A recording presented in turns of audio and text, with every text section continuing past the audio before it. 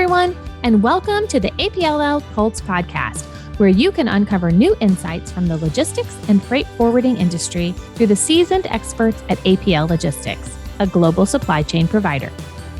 We'll help you keep pace with the current topics impacting businesses and advance your logistics strategy. Hello, everyone. I'm your host, April Chapman. APL Logistics has locations all over the world, including having a presence in 19 Latin American countries. In our podcast today, we will be zeroing in on the countries of Chile and Brazil. We are lucky to have two guests joining us, Fernando Encinas and David Juarez. Before we jump into our topics, let's get a quick introduction to both of them. Fernando, would you like to go first? April, thanks for having me. Really excited to be here. I'm a fan of your podcast, so I hope we can share our support in your podcast. I've been in logistics for over 20 years in different industries regarding port, logistics, intermodal as well, shipping companies as well. Right now, I'm as a country manager here in Brazil, based in Brazil for 6 months now. It's been a really, really nice onboarding.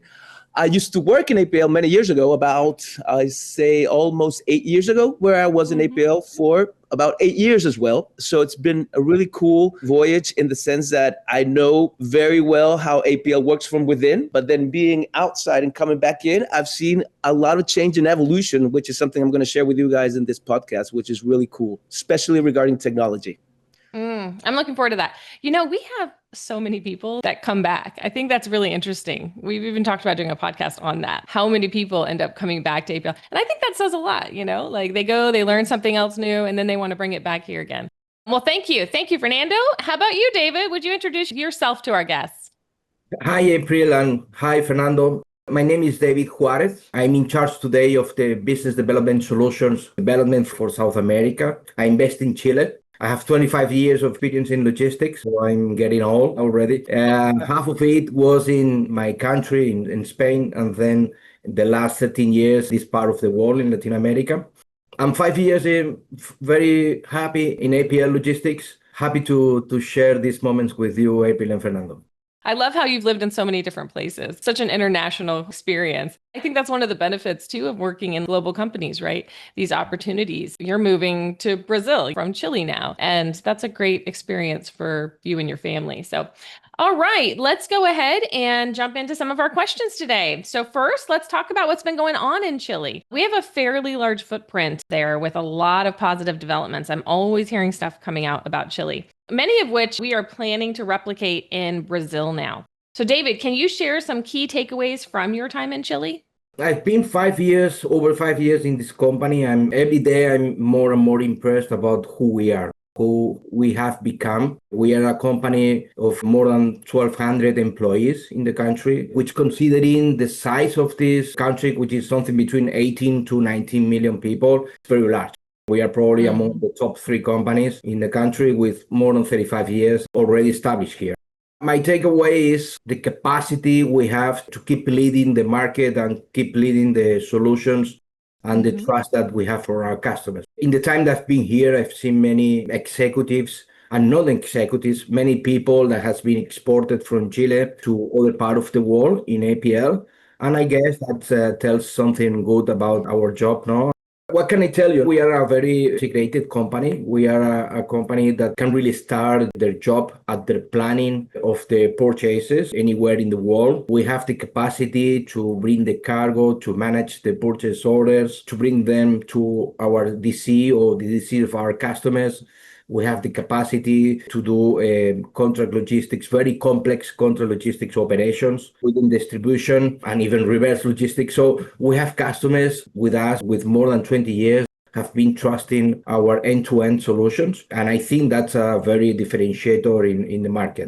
We can compete with local companies and local knowledge, and we also bring the best in the international knowledge. Something that is normally it's not that easy. So that's something very, very remarkable of our company. I want to invite anyone who wants to come here and try to understand what we do. And they can ask our customers who are the best to tell about us. Recently, we've launched quite a lot all at the same time, right? Yeah, this year has been very special. In the last 45 days, we were able to manage 5 new customers. because we tend to work with customers in the long term, 4 large contract logistics and distribution operations in 4 different places and 1 large order management customer, and all happening within 45 days. It's been very stressful. It's been 4 months of everybody working on this because that's not easy. The management of everything, also in all the cases with full integration, with interfaces between the customer and us. It's been very remarkable. And so far, all the operations went live and everything has been smooth, on track of what we are supposed to be doing. That's wonderful. That's wonderful. Yeah, very impressed with that part. I can see how much pride you have in the team and what we've been able to accomplish. That's great. Yeah. And we have had the recognitions of the customers.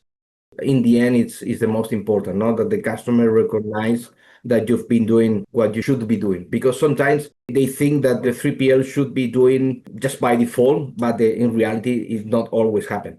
Logistics is not an easy thing. Thank you for asking, April, because it's something we are very proud of. I think we should really celebrate all the successes. So that's awesome. I'm glad we could share that. Okay, let's get Fernando into this conversation. So Fernando, as the Brazil country manager now, why do you think Brazil is a good place for us to invest and grow? Thank you, April. Congratulations to David. I know how hard it is. 5 customers simultaneously. It's just huge. Really, really happy for you guys in that launching. Regarding Brazil, Brazil is a huge country, one of the top 10 largest economies in the world. Today is 8th. It has years with the 7th to 9th. And with that, you have a huge emerging market as well. And so being an emerging market, it's synonym of opportunities.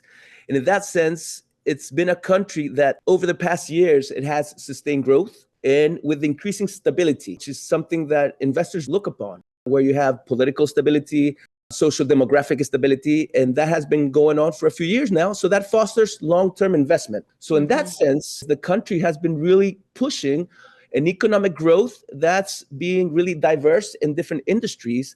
And today you see a huge, massive consumer market.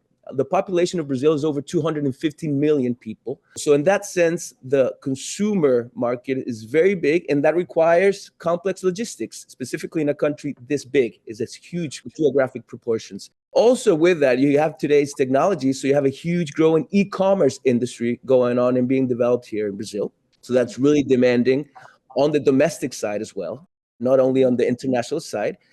And on top of that, Brazil is one of the biggest exporters of natural resources. You have the mining, you have forest, you have meat industry. So all that movement requires complex engineering and logistics that defines how you really want to push and make an efficient route of all those products that are coming in and going out of Brazil. In that sense, it makes it a really huge opportunity, specifically for us as a freight forwarder and a logistics company, in order to start to partner up with different companies and try to design the most optimal way of helping out on how they want to get their product moving forward. APLL has been in Brazil for almost over 20 years, but our main focus was on the international side, on the ocean freight. Over the last years, we've really been strong on the PO management side as well. We're helping out our customers on the visibility. But now we're really eager to start helping out and putting our footprint on the domestic side, on the CLS side, which is something that we're very strong, for example, in Chile, what David was talking about, in Mexico, in the US, Asia, obviously, and the other continents.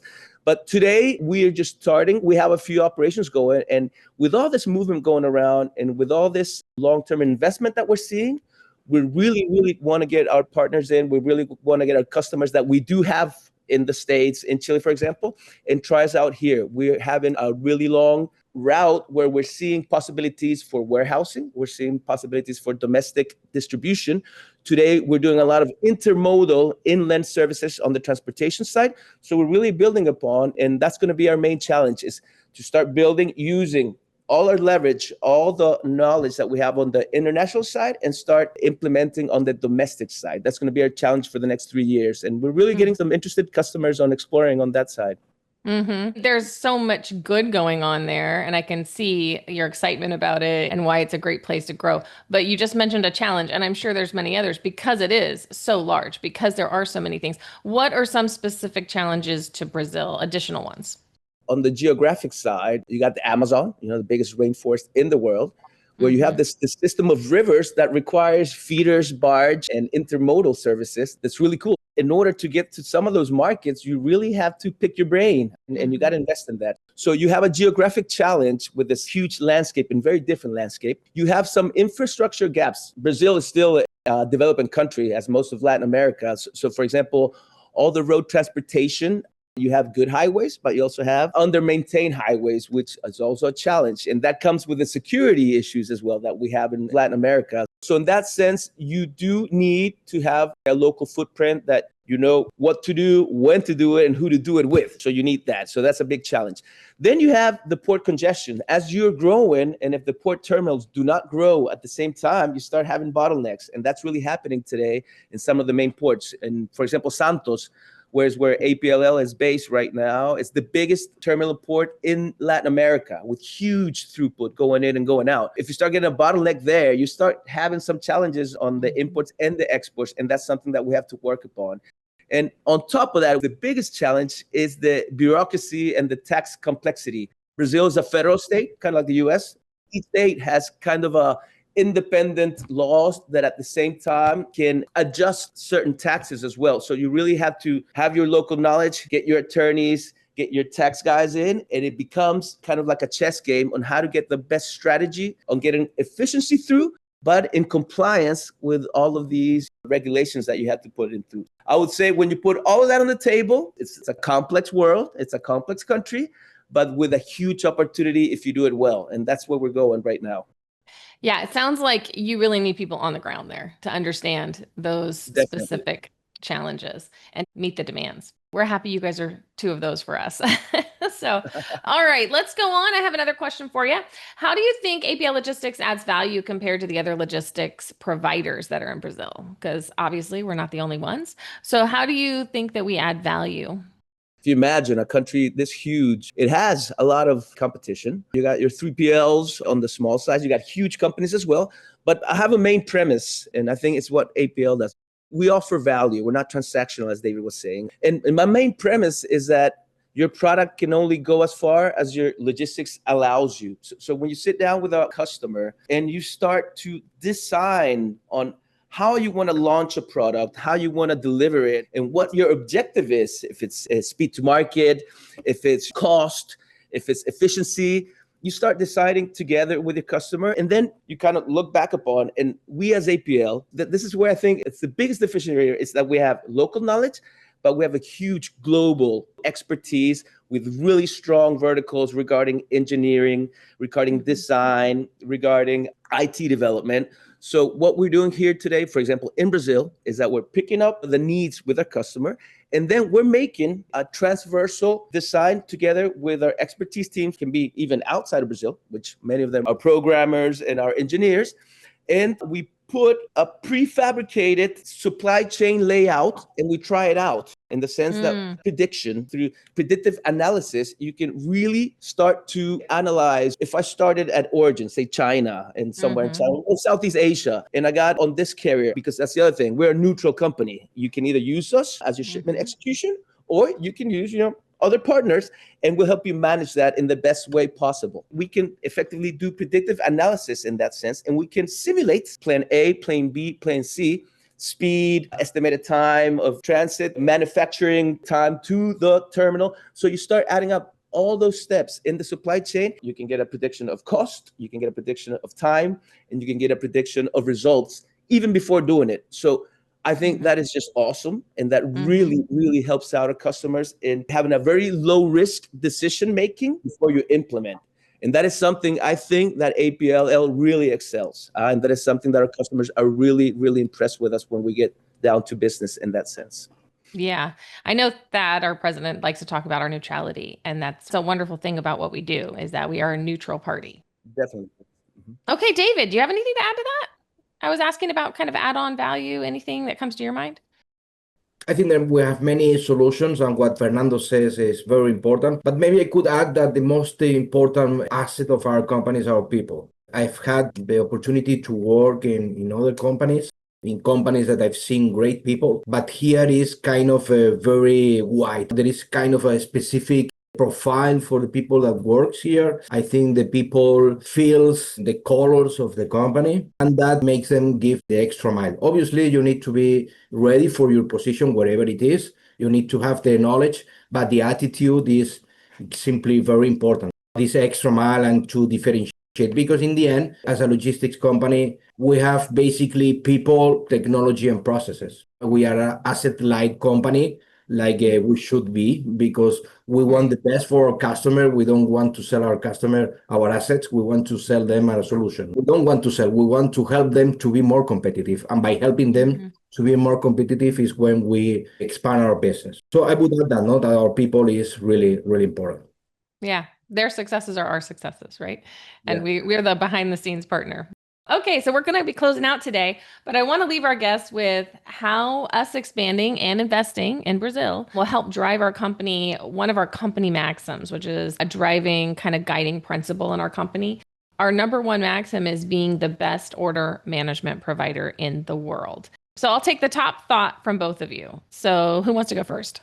I can go first because it's a field that I know pretty well. I've been like 15 years on that field, on the order management file. And I think that our aim is to be the best order management in the world. My reply to that is that we are already the best order management in the world. We want to show that to more customers, and they truly understand what is the value of that.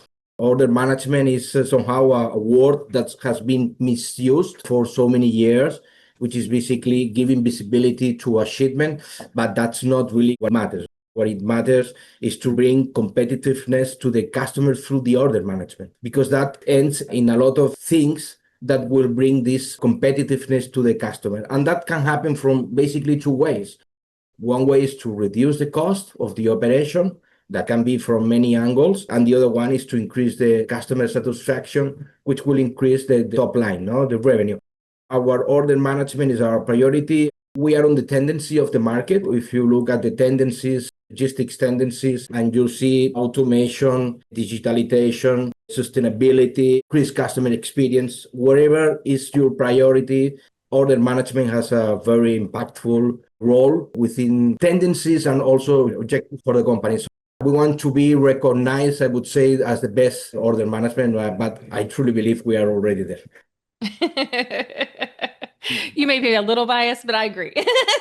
So, Fernando, what about you? What is your top I totally agree with David. I agree 100% with David.